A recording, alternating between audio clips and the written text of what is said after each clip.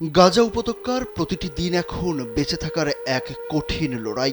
প্রচণ্ড খাদ্য সংকট, চিকিৎসা সুবিধার অভাব এবং চরম নিরাপত্তাহীনতার মাঝে হাজারো মানুষ প্রতিদিন জীবনের ঝুঁকি নিয়ে ছুটছেন ত্রাণ কেন্দ্রগুলোর দিকে।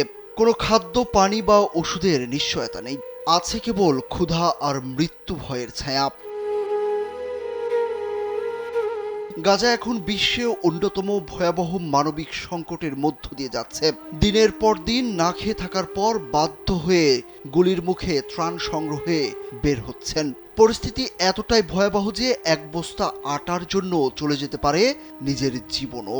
রোববার সংবাদ মাধ্যম আল জাজিরাকে গাজা বাসিন্দারা বলেন, তারা আটার বস্তা আসার জন্য অপেক্ষা করছেন।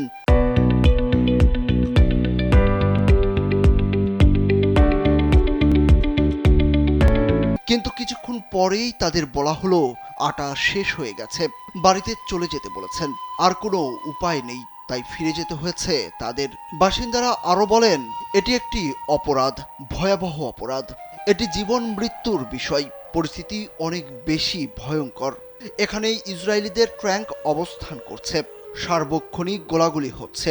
ইসরায়েলিদের ট্যাঙ্ক মানুষকে ঘিরে রাখে, আবার গুলিও করে। এভাবেই চলছে তাদের প্রতিটি দিন।